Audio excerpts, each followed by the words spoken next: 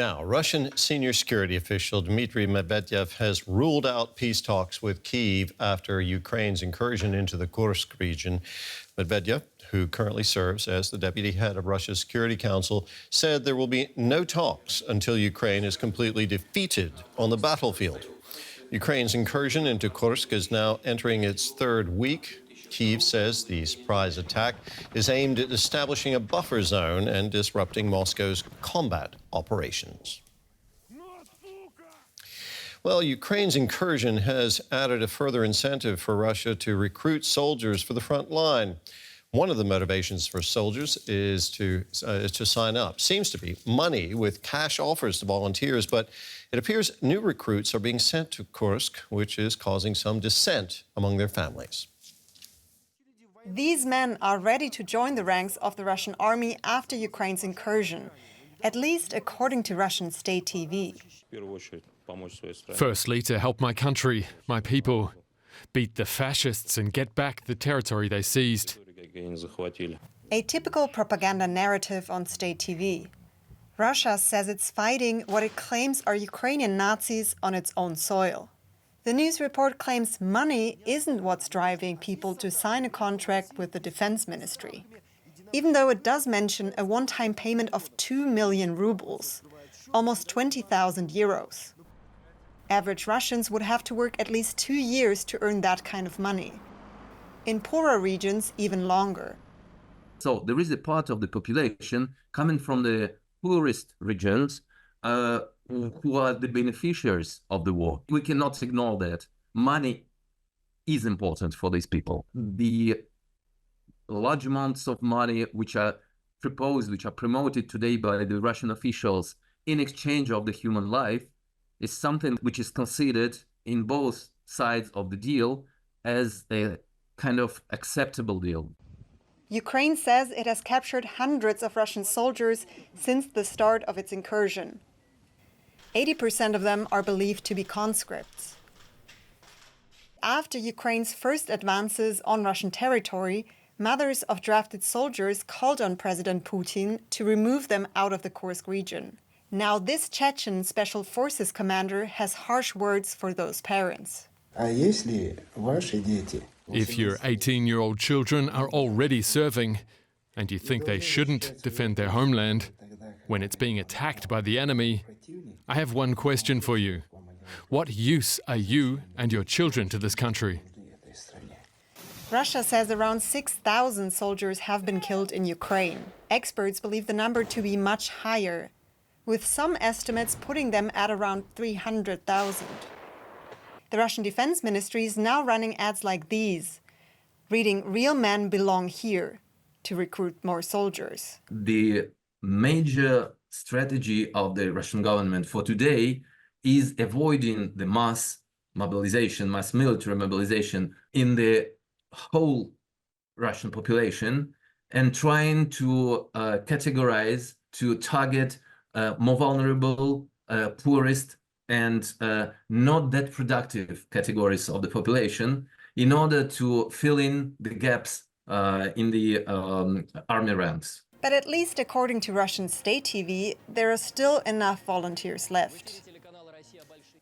Well, for more now, let's cross over to DW's Janina Semenova. She's monitoring developments in Russia from our Riga bureau. Janina, the fighting in Ukraine has now spilled back into Russia, which started the war. How is that affecting morale in Russia, particularly among potential recruits? Well, you know, there is this propaganda narrative surrounding this war. Russia claims it is actually fighting Ukrainian Nazis and is referencing World War II there. For that, we have to know this war is surrounded by a great myth in Russian society. It's called the Great Patriotic War, and it is used to justify the war against Ukraine. And now with the incursion, we kind of see this narrative continue, because Russia can now say, see, the enemy is on our territory, and we have to fight this enemy. So patriots, nationalists might actually have been reassured by Ukraine's incursion, reassured to fight this enemy as Russia claims it. But of course, the question is more how many really sign up because of this patriotic motivation. Sociologists actually say it is a minor factor for people to serve the army and that money is actually the more important one. But of course, still this narrative consists and is also being spread by a lot of pro-war bloggers in Russia right now. I wanted to ask you about Russian media. How is Ukraine's Kursk incursion playing out there? How is it being seen by average Russians?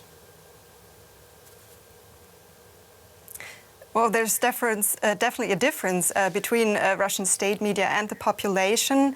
Russian state media tries to put a kind of positive spin on the events, repeatedly claiming evacuations are going well, claiming the Russian army is successfully hitting the Ukrainian army, Ukrainian military equipment. That's what we see on state TV. I think for the Russian public, one thing is certain. It is that, of course, for the first time, a broader part of the Russian population is really feeling this war firsthand, at least on a larger scale. We see a lot of people who have been evacuated from the regions. We see them arrive in other regions of Russia too, so displaced people there. On social media, we hear some complaints about evacuations not working as they should. And then, of course, there is this issue, the very sensitive issue, I would say, for the Kremlin of conscripts, because there is some kind of pressure in society there. So it is sensitive for the Kremlin. We've seen this direct appeal to Vladimir Putin from parents of conscripts. But of course, in general, we have to remember that it is really hard to assess Russian public opinion because we have such repressive laws regarding freedom of expression in the country. Now, Russia has so far not succeeded in pushing back Ukraine's incursion. What do we know about President Putin's plans to deal with this? Yes, Russia was really surprised, it seems, by Ukraine's incursion. And we hear now, it seems that Russia is really trying to pull troops to react to Ukraine's incursion. But for Vladimir Putin himself, I would say, he really doesn't seem too affected by Ukraine's incursion. He just came back from a 2-day state visit to Azerbaijan. He has toured the Caucasus now. And all that, why we see the largest attack by a foreign army on Russian soil since World War II.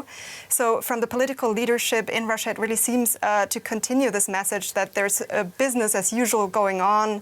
And it kind of seems that Putin is waiting out this incursion by Ukraine. Janina, thank you very much. That was DW's Janina Semenova in Riga. Ivan Chuvilyaev works for a Russian NGO called Get Lost that offers active support to Russian men and women who want to avoid conscription and escape the war. Help is given free of charge through an anonymous Telegram channel. Welcome to DW. Thanks so much for your time today. The report we just saw featured Russian propaganda footage presenting Russian men as eager to fight, eager to defend their country. What is your perspective on that?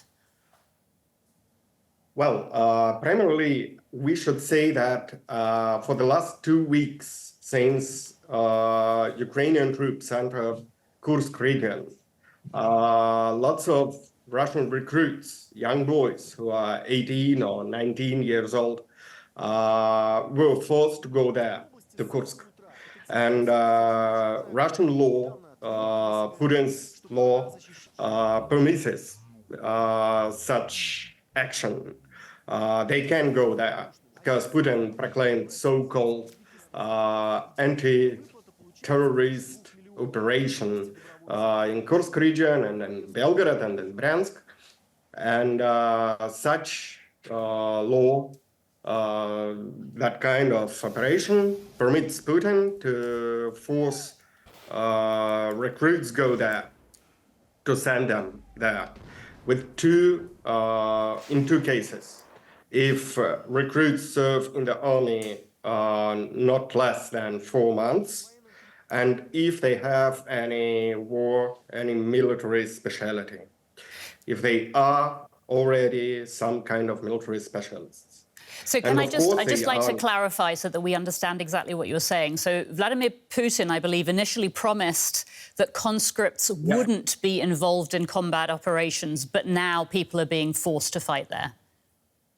Yes, of course. Yes, of course. And it is the usual Putin's case when his words and his actions are simply different things.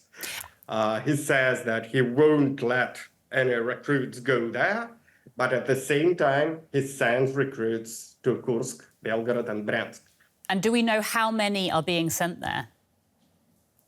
Well, we may speak about thousands of people because at least we know about 200 and 200.5 people who are sent from Petersburg, the same number of recruits from at least 4 different regions, from Moscow, from Sverdlovsk, and from Yekaterinburg and Sverdlovsk Oblast, and from Siberia.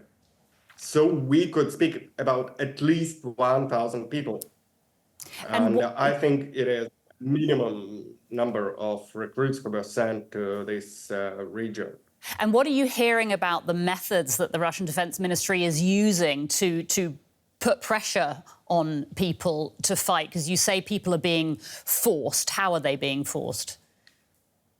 Well, primarily it is recruits are very simple people to be manipulated because it is very young guys who are 18 or 19 years old. They are in very close society. They are in company of elderly people who have no experience in living in such societies. So they simply do what they want of them. These people are saying, well, you may sign the contract, you may raise up some money, you may go home after that. And of course they do it. And after they are signing the contract, they're forced to go to Kursk Oblast and to Kursk, Belgorod, and Bryansk, to the places where these military operations are being held nowadays. Ivan Chuvilyaev from the Russian NGO called Get Lost. Thank you so much for your time. Thank you.